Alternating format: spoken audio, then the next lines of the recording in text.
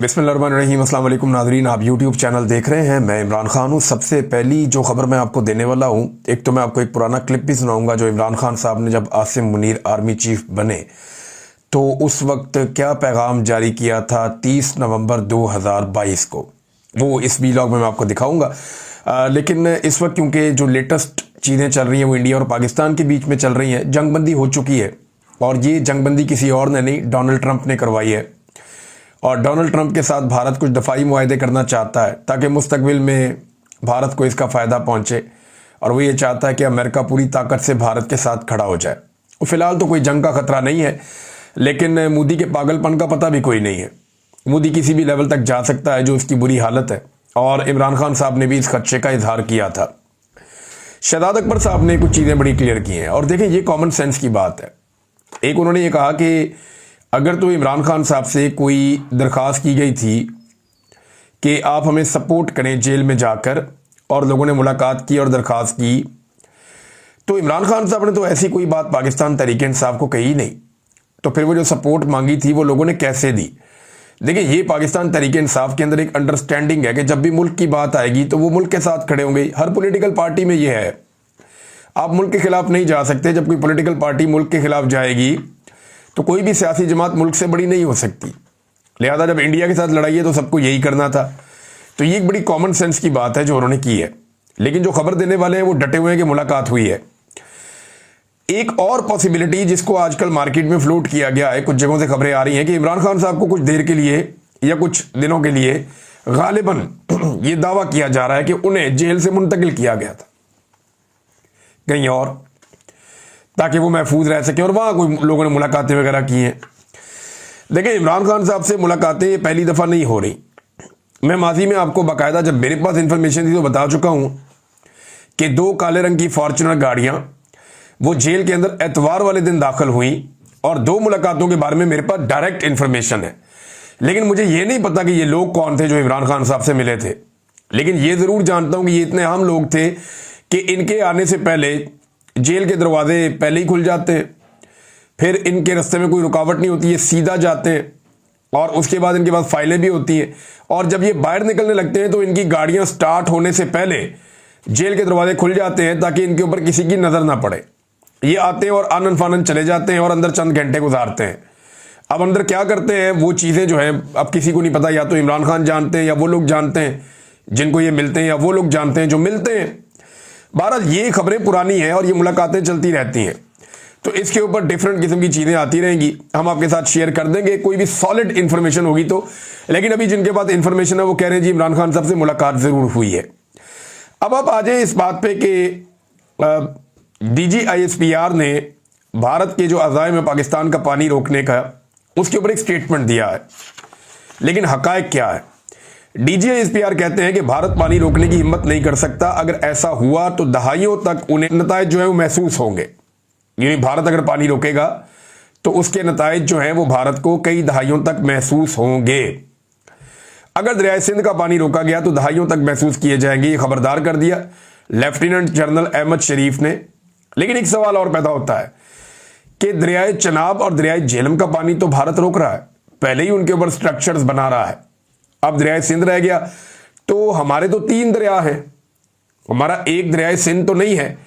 तो स्पेसिफिकली खबर के अंदर दरियाए सिंध का तस्करा है, दरियाए झेलम और दरियाए चनाब का तस्करा नहीं है, जिनके ऊपर डिफरेंट रिपोर्टों के मुताबिक भारत पहले से ही स्ट्रक्चर्स बना रहा है। वैसे पाकिस्तान का जो ज्यादातर इन्हिसार है वो दरियाए सिंध पे ही है, और झेलम और चनाब का पानी भी दरियाए सिंध में ही जाता है। तो हो सकता है इस कॉन्टेक्स्ट में उन्होंने कहा कि दरियाए सिंध को कम करने की कोशिश अगर की गई तो वो झेलम और चनाब का पानी हो गया, या ऊपर से आपका जो दरियाए काबुल का पानी हो गया, दरियाए कुनहार का पानी हो गया, या आपका दरियाए सवात का पानी हो गया, ये सारे के सारे दरियाए सिंध में ही जाते हैं। और ये एक बहुत बड़ा दरिया नीचे फिर सिंध की जानिब रवाना होता है और समुंदर तक पहुंचता है और पूरे पाकिस्तान की सरजमीन को ये सैराब करता है। पाकिस्तान ने इसके ऊपर कोई डैम्स बनाने थे, कोई काम करने थे, पाकिस्तान कर नहीं पाया। भारत इस पानी को मोड़ने की जो है वो कोशिश कर रहा है। इसके ऊपर पाकिस्तान की जो ऑफिशियल्स हैं उन्होंने बाकायदा एक डाटा भी जारी किया कि भारत फलां चीज़ें कर रहा है। शुमाली जो उनके इलाके हैं वहाँ पे पानी लेकर जाना चाहता है उन दरियाओं का जो दरिया पाकिस्तान के हिस्से के हैं, या वर्ल्ड बैंक की रिपोर्ट के मुताबिक या सिंध तास के मुआहदे के मुताबिक जो पाकिस्तान के दरिया है, उनके जो पानी है, उनके ऊपर पाकिस्तान का हक है, वो भारत मोड़ के शुमाल की तरफ लेकर जाना चाहता है। रॉयटर्स ने भी इसके ऊपर तहकीकाती रिपोर्ट जारी की है और रॉयटर्स की जो रिपोर्ट है वो बाकायदा पाकिस्तान में और दुनिया भर में छप चुकी है। तो आलमी इदारे भी बता रहे हैं, पाकिस्तान के अंदर जो ऑफिशियल्स हैं वो भी बता रहे हैं, लेकिन DGISPR ने कहा पाकिस्तान के पास ऑप्शन क्या है। देखिए, नंबर एक तो यह है कि भारत ने पहले भी पाकिस्तान का पानी रोका है और अभी तक हमने कुछ ऐसा कदम नहीं उठाया कि वो पानी हम खुलवा पाए। एक हम ये कर पाएंगे कि आलमी दबाव बढ़ाने की कोशिश करें, दुनिया को जंग का खौफ दिलाएंगे, भारत की और पाकिस्तान की बड़ी खौफनाक जंग हो जाएगी, आप लोग बिला वजह मर जाएंगे, ये एटमी जंग हो सकती है, लिहाजा भारत को मजबूर करेंगे वो पाकिस्तान का पानी छोड़ दे। क्या ये फॉर्मूला काम करेगा? तो मुझे नहीं लगता कि ये फॉर्मूला काम करेगा, क्योंकि पानी के ऊपर लड़ाई तो हो सकती है, लेकिन आलमी दबाव भारत बर्दाश्त करेगा या आलमी दबाव भारत जो है उसे कबूल करेगा और कबूल करके वो पाकिस्तान का पानी छोड़ देगा और मुकम्मल तौर पे छोड़ देगा। जो भारत की डिटाई है उससे अंदाजा होता है कि वो ऐसा नहीं करेगा। तो फिर दूसरा रास्ता क्या है कि आपको वो स्ट्रक्चर्स रास्ते से हटाने पड़ेंगे या वो मंसूबे हटाने पड़ेंगे जो पाकिस्तान के पानियों के ऊपर भारत कब्जा करने के लिए बनाएगा। उसका जवाब आपके पास है, क्योंकि DGISPR ने बताया कि पाकिस्तान के अंदर जो डैम्स हैं या जो पावर प्रोजेक्ट हैं उनके ऊपर भारत ने बाकायदा अपने मिसाइल दागे थे, उनके ऊपर भारत ने हमला किया था, जुज़वी तौर पे उनको थोड़ा बहुत नुकसान भी हुआ था, जिसके बाद पाकिस्तानियों की तरफ से बहुत ज़्यादा यह मुतालबा किया गया कि पाकिस्तान भी उन वाटर स्ट्रक्चर्स को तबाह करे जो भारत ने पाकिस्तान के पानियों के ऊपर बनाए हैं और बिला जवाब बनाए हैं। तो पाकिस्तान ने ऐसा कोई जवाब नहीं दिया। पाकिस्तान ये समझता है कि पाकिस्तान ने जिम्मेदारी का मुजाहरा किया और कोई एनर्जी के जो मंसूबे लगे हुए हैं उनको तबाह नहीं किया। अब सवाल ये पैदा होता है कि पाकिस्तान के पास जो दूसरा रास्ता है फिर वो यही बच जाएगा कि इन पानियों के ऊपर से अपने जो स्ट्रक्चर्स भारत ने बना दिए हैं इल्लीगल, उनको हटा दे और पानी जो है वो पाकिस्तान में फ्लो करके आ जाए। अब ये क्या पाकिस्तान करेगा? यही वो चीज़ है जिसके असरात कई दहाइयों तक महसूस किए जा सकते हैं। यानी इंटरनेशनल प्रेशर के असरात तो नहीं होंगे ना, वो तो होंगे 1 दिन 2 दिन 10 दिन, कई दहाइयों तक जिन चीज़ों के असरात जा सकते हैं वो फिर DGISPR का जो नुक्ता नज़र है या उनका इशारा है वो उन स्ट्रक्चर्स की तरफ से है जो भारत हमारे पानियों के ऊपर बना रहा है। तो ये एक अग्रेसिव स्टेटमेंट है अगर इसको ऐसे करके आप देखें तो। क्या फौरी तौर पे कोई जंग हो सकती है? तो इस वक्त मेरे ख्याल में भारत को ये सूट नहीं करता। भारत हो सकता है कि अगले कई महीनों तक अपने ये वाले जख्म चाटता रहे। देखिए, लड़ाई के अंदर कुछ सीखने के लिए चीज़ें पाकिस्तान के लिए भी है, कुछ भारत के लिए भी है। हमारा एयर डिफेंस सिस्टम उस तरीके से काम नहीं किया जिस तरह हमारी एयरफोर्स ने कमाल करके दिखाया। कुछ जगहों पे हमें सीखना पड़ेगा कि 24 मिसाइल भारत ने दागे, वो 24 के 24 आकर अपने टारगेट पे लगे, हम उनमें से रोक नहीं पाए। हमें भी रोकना चाहिए था। हमारे एयर डिफेंस सिस्टम को इतना तगड़ा होना चाहिए था कि हम उन मिसाइलों को रास्ते में रोक लेते। तो एक तो हमारे सीखने के लिए ये है, लेकिन भारत की एयरफोर्स के लिए तो सीखने के लिए अलिफ बे पे से काम शुरू हो गया। उनका तो बेड़ा ही गर्क कर दिया ना, उनके तो तबाही फेर दी पाकिस्तान की एयरफोर्स ने। ऐसे लग रहा था खुश्क पत्तों की तरह उनके जहाज गिर रहे हैं। और ये पाकिस्तान के वजीर खारजा ने कहा कि हम ज्यादा भी गिरा सकते थे, लेकिन हमने तहम्मुल का मुजाहरा किया जिसकी जरूरत कोई नहीं थी। जब कोई दुश्मन चढ़ ही गया आपके ऊपर आके, उन्होंने मिसाइल ही मार दिए, तो फिर तहम्मुल की क्या जरूरत थी? जहां 5-6 गिराए वहां पे 15 गिरा देते।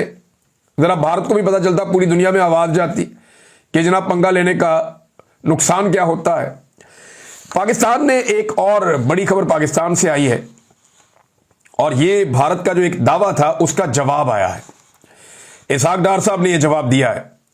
भारत ने यह दावा किया था, खासतौर पे भारत के जो वजीर खारजा हैं जयशंकर, उन्होंने यह दावा किया था कि उन्होंने पाकिस्तान के ऊपर हमला करने से पहले पेशगी पाकिस्तान को मुत्तला किया था। पाकिस्तान को पहले से बता दिया था कि जनाब आपकी फला फला जगहों पे हम अटैक करने जा रहे हैं, हम किसी मिलिट्री इंस्टॉलेशन को निशाना नहीं बनाएंगे, हम किसी सिविलियन जगह पे नहीं मारेंगे, हमारी नुक्ता नजर में ये लोग दहशतगर्द हैं, इनके ऊपर हम अटैक करने आ रहे हैं, तो आप रास्ते में ना आए। तो भारत ने यह दावा किया, जनाब हमने तो ये कहा था पाकिस्तान को, हमने पहले से बताया था, लेकिन पाकिस्तान की एयरफोर्स ने हमारे जहाजों को निशाना बना दिया उसके बाद, जब हमने अपने टारगेट हिट कर लिए तो, और उसके बाद लड़ाई बढ़ गई। अब इसको मुस्तरद कर दिया इसहाक डार साहब ने। पाकिस्तान के जो वजीर खारजा और नायब वजीर आज़म इसहाक डार साहब हैं, उन्होंने जियो के प्रोग्राम में ये बात की है। शहजाद इकबाल साहब से वो बात करते, उन्होंने सवाल पूछा, उन्होंने जवाब दिया। उन्होंने कहा जनाब ये हमने तो एक्चुअली अटैक तब किया जब नूर खान एयरबेस के ऊपर भारत ने अटैक किया। देखिए ना, नूर खान एयरबेस बड़ी इंपॉर्टेंट जगह है, वहां से आर्मी चीफ भी ट्रेवल करता है, वजीर आजम भी करता है, पाकिस्तान के जो अहम तरीन बाहर से लोग आते हैं वो भी वहां पे ट्रेवल करते हैं। तो नूर खान एयरबेस इंपॉर्टेंट जगह है पाकिस्तान के लिए। जब भारत ने वहां पे अटैक किया 9 मई की रात को, तो फिर 10 मई की सुबह पाकिस्तान ने जवाबी हमला किया भारत के ऊपर। उससे पहले पाकिस्तान जवाब नहीं दे रहा था। आज ये बात इसहाक डार ने भी कंफर्म कर दी, थोड़े दिन पहले नजम सेठी ने कंफर्म की। जब हम ये बात कर रहे थे कि आप हमला क्यों नहीं कर रहे, जवाब क्यों नहीं दे रहे, जवाब देने से क्यों कतरा रहे हैं, तो उस वक्त कहा जा रहा था कि जी आप ऐसी बातें क्यों करते हैं या आप ये बात क्यों करते हैं। कई लोगों के ऊपर तो विचारों में पर्चे हो गए इस चक्कर में। लेकिन जो सही बात है वो यही है, आज सब तस्लीम कर रहे हैं कि पाकिस्तान जवाब नहीं देना चाहता था, ना पाकिस्तान का कोई इरादा था। पाकिस्तान ने इंतजार किया जब भारत ने मिसाइल मारे नूर खान एयरबेस पे और एक बड़ा हमला किया जिसमें डिफरेंट एयरबेसेस को वो निशाना बना रहा था, तो तब पाकिस्तान ने फिर टका कर जवाब दिया भारत को। और वो जो जवाब है वो ऐसा जवाब है जिसको भारत याद रखेगा। तो ये इसहाक डार साहब ने कह दिया इसके ऊपर, क्योंकि उन्होंने कहा जी हमने पेशगी इतला दी थी। तो इसमें डार साहब ने बताया कि जनाब हमें किसी ने कोई पेशगी इतला नहीं दी थी, और सीज फायर के लिए पहला फोन 10 मई को अमरीकी वजीर खारजा का आया था, जिन्होंने बताया कि भारत सीज फायर पर तैयार है। अब अमरीकी वजीर खारजा ने, लाजमी बात है, वो रब्ता किया, लेकिन शहबाज शरीफ साहब से तो नहीं किया होगा, क्योंकि शहबाज शरीफ साहब से किया होता तो वो ये कहानी सुना चुके होते। उन्होंने तो बताया जी उनको सिर्फ आर्मी चीफ का फोन आता है रात को 2:30 बजे, फजर की नमाज के बाद वो स्विमिंग कर रहे होते हैं, तब उन्हें इतला मिलती है कि जनाब भारत ने कह दिया कि सीज फायर हो जाए। हालांकि अमेरिका को जो अप्रोच किया भारत ने, वो पाकिस्तान भारत के टाइम के मुताबिक सुबह को 9 बजे के करीब किया था। तो इनको सुबह नमाज के बाद कैसे ख्वाब आ गया, तो बड़ी अजीब कहानी है। मुल्कों के बीच में कुछ ऐसे राब्ते भी होते हैं जिनको कभी बताया नहीं जाता कि ये राब्ते चल रहे हैं। बहरहाल पाकिस्तान ने मुस्तरद कर दिया ये दावा भारतीय वजीर खारजा का कि पाकिस्तान को भारतीय वजीर खारजा ने कोई हमले की इतला पेशगी तौर पे दी थी कि इस तरह का हमला किया जाएगा, क्योंकि इससे तासुर जाता है जैसे कोई नूरा किश्ती चल रही थी, इससे तासुर जाता है जैसे कोई रल मिल के इन्होंने कोई गेम डाली है। तो पाकिस्तान ये तासुर अब नहीं देना चाहता, भारत शायद ये तासुर देना चाहता हो, क्योंकि भारत ने यहां पे अपने टारगेट अचीव किया और पाकिस्तान ने उनकी एयरफोर्स को धोखे रख दिया। तो दोनों ने अपना अपना पॉइंट स्कोर कर लिया। भारत ने पाकिस्तान का मीडिया अपने मुल्क में ब्लॉक कर दिया और वो वहां पे अपनी फतह के झंडे गाड़ रहे हैं बिला वजह। वहां वो छलांगे मार रहे हैं, जनाब हमने ये कामयाबी कर ली, हमने ये कामयाबी कर ली, हमने अपने टारगेट अचीव कर दिए, हमने हजारों बंदे मार दिए, इधर आगे देखो कुछ भी नहीं हुआ। यहां पाकिस्तान के पास भी एक जबरदस्त पॉइंट है कि पाकिस्तान की एयरफोर्स ने भारतीय एयरफोर्स को धूल चटा दी, यहां पे भी एक कामयाबी मिल गई। अब पाकिस्तान के मुख्तलिफ शहरों में जो है वो बिल बोर्ड्स लगाए जा रहे हैं। बिल बोर्ड्स वाली जो कंपनीज हैं उनके ऊपर भी दबाव डाल रहे हैं लोग के जनाब तशहीर की जाए इस जंग के हवाले से। तो ठीक है, एक लड़ाई आपने जीती है, उसकी तशहीर होनी चाहिए, लेकिन ज़बरदस्ती की तस्वीर नहीं होनी चाहिए, बल्कि इसको जो है वो पब्लिक के साथ सलूक ऐसा करें कि इन चीज़ों की ज़रूरत ना पड़े। अब मेरे ख्याल में पाकिस्तान की जो मिलिट्री एस्टेब्लिशमेंट है उसकी सबसे अच्छी तशहीर वो हो जाएगी जब वो सियासत के अंदर से अपना रोल ख़त्म कर देंगे और जितने भी सियासी कैदी हैं उन सबको रिहा करवा दिया जाएगा, जब अदालतों के ऊपर से, पार्लियामान के ऊपर से दबाव ख़त्म कर दिया जाएगा, जब आर्मी चीफ एक्सटेंशन लेना बंद कर देंगे और अपने टाइम पे रिटायर होना शुरू कर देंगे, जब सियासत में, अमली तौर पे, मुल्क चलाने में या कारोबारों के अंदर मिलिट्री एस्टेब्लिशमेंट अपना किरदार खत्म करेगी, तो किसी तशहीर की जरूरत नहीं रहेगी। ये कौम खुद आपकी तशहीर करेगी। ये सच है, और ये इतना बड़ा सच है कि आपको ये जब मर्जी आप करके देख लें, आपको नजर आ जाएगा। नादरीन, यहां पे एक और बड़ी इंपॉर्टेंट चीज है, वो ये है कि पाकिस्तान दुनिया के अंदर अपना मौक़िफ़ लेकर जाना चाहता है, और उसके लिए बिलावल जरदारी को उन्होंने टास्क दिया कि आप जूनियर आदमी है, उसका इतना तजुर्बा नहीं है। फिर जंग के दौरान बिलावल जो है वो कुछ और कह रहे थे, जंग के अंदर कुछ और हो रहा था। बिलावल एक जज्बाती नौजवान के तौर पे तो आप देख सकते हैं, जो अंग्रेजी थोड़ी अच्छी बोल लेता है उर्दू की निस्बत, बस इतना ही है, लेकिन तजुर्बा नहीं है। शाह मोहम्मद कुरैशी साहब इस वक्त, उन्हें जेल से अस्पताल मुंतकिल किया गया है, और उनका बड़ा ठीक ठाक तजुर्बा है वज़ीर खारजा के तौर पे, जबरदस्त किस्म का, और बड़े जीरक इंसान है। उन्होंने जेल से जो एक लेटर लिखा है, पूरी हुकूमत की सारी कार्रवाइयों के ऊपर वो भारी था। शाह मोहम्मद कुरैशी साहब को फौरी तौर पे जमानत दी जानी चाहिए। एक तो झूठा केस है उनके ऊपर, अपनी बीवी के इलाज के लिए वो कराची में मौजूद थे, उनके ऊपर चढ़ गए सारे पर्चे उनके ऊपर कर दिया, लेकिन उनका लेना देना ही कोई नहीं। मामला सिर्फ इतना कि जी आपने इमरान खान का साथ क्यों नहीं छोड़ा जब हमने आपको कहा था, तो भाई नहीं छोड़ा साथ, अब सजा काट लिए 2 साल। शाह महमूद कुरैशी साहब को मुल्क की खातिर इस वक्त फौरी तौर पे बेल देनी चाहिए, या उनका केस जो है वो अदालत को कहना चाहिए कि खुल के फैसला कर दें। केस का फैसला उनको भेजें ये वफद देकर। फिर आप देखें शाह महमूद कुरैशी पाकिस्तान का मुकदमा कैसा लड़ते हैं आर्मी सतह पे।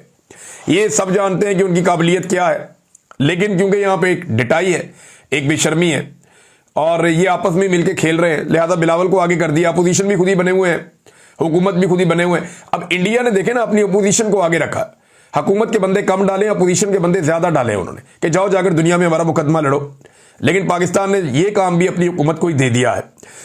मारंग बलोच ने नाजरीन एक तफसीली ट्वीट किया है, ये उनके अकाउंट से, वो एक्चुअली वो तो खुद अंदर है, और इसमें उन्होंने जो एमपीओ के ऑर्डर हैं जिनकी बुनियाद पे उन्हें कैद में रखा गया है उसको गैर कानूनी और अदालती अहकामात की खिलाफ वर्जी करार दिया है, गैर आईनी करार दिया है, और बड़ी तफसीलात से तमाम कानूनी नुक्ते पैराग्राफ वाइज बताए हैं। ये अब मारंग बलोच ने तो बिल्कुल नहीं लिखा, मेरे ख्याल में उनकी हदायत पे ये हुआ होगा। ये कानूनी जबान है, और कोई कानून जानने वाला बड़ा जो है वो शातिर आदमी, तेज आदमी, जिसको समझ है सारी, उसने जो है वो ये लिखा है।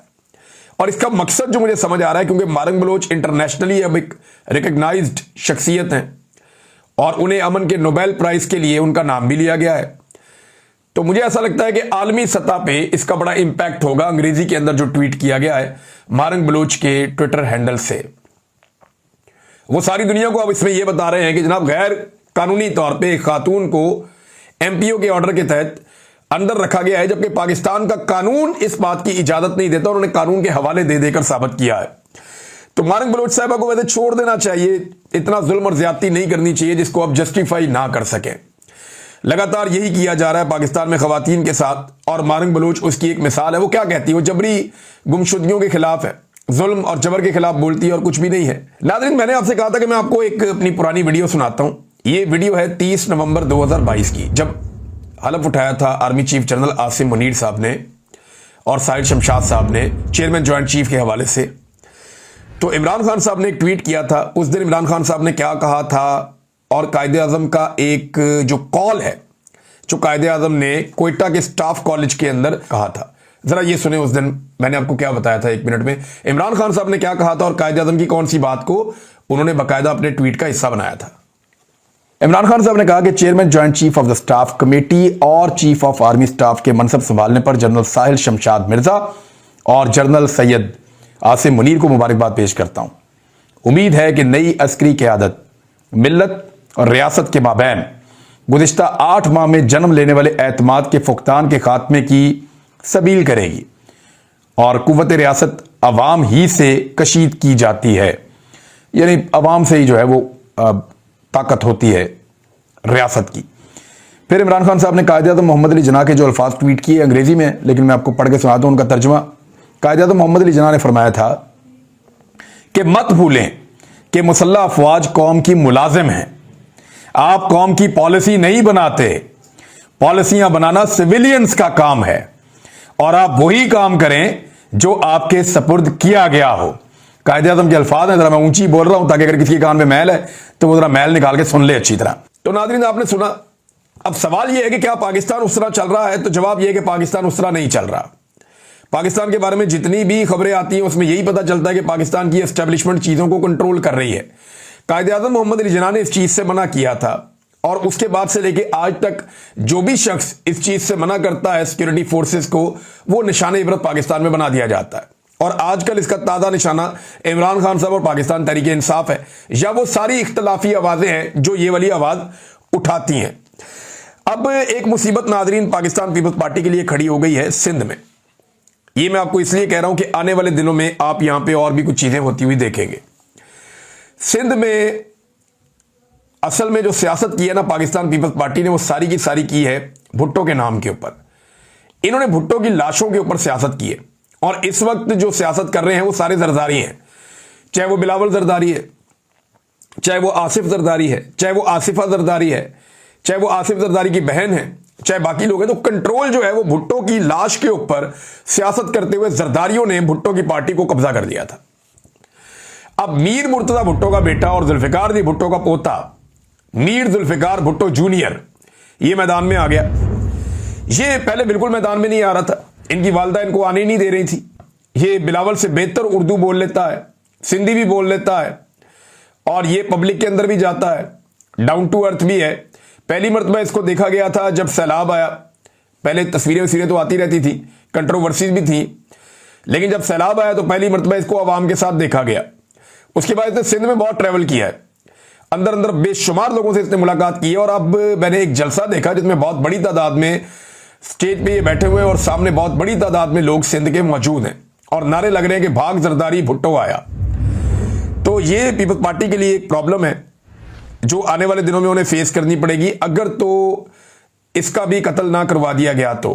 क्योंकि इसके दादा को भी कत्ल किया गया, इसके बाप को भी कत्ल किया गया, इसकी जो चाची है उसको भी कत्ल किया गया, और इसकी मां ने इसको सियासत में बड़े लंबे अरसे तक नहीं आने दिया क्योंकि वो ये सोच रही थी कि मेरे बेटे की जान खतरे में ना आ जाए। लेकिन अब वो बेटा जो है वो सियासत में उतरा है, इनके ब्लड के अंदर है सियासत करना, और वो सिंधियों की हमायत हासिल करता चला जा रहा है। सिंध जो है पीपल्स पार्टी का एक मजबूत हब है, वहां पे अगर ये शख्स, इसको सपोर्ट मिल जाए थोड़ी सी या प्रोटेक्शन मिल जाए कि इसको कत्ल ना किया जा सके, तो ये सिंध के अंदर अपनी पार्टी को इतना मजबूत कर सकता है कि पीपल्स पार्टी के लिए एक मुसीबत बन जाए और कल को दूसरी पार्टियों के साथ मिलकर ये अपनी हुकूमत भी बना सकता है। नेहरू वाले मामले में भी ये बड़ा खुलकर सामने आया, सिंध की आवाम के साथ खड़ा हुआ, और जो सिंध के ऊपर जरदारियों का एक कब्जा है, ये उस कब्जे के लिए एक डरावना ख्वाब बन सकता है आने वाले वक्त में। नाज़रीन, खबरें मेरे पास और भी है, लेकिन बाकी खबरें आपको मैं बाद में बताऊंगा। अब तक के लिए इतना ही। अपना ख्याल रखिएगा, अपने इस चैनल का भी। अल्लाह हाफ़िज़।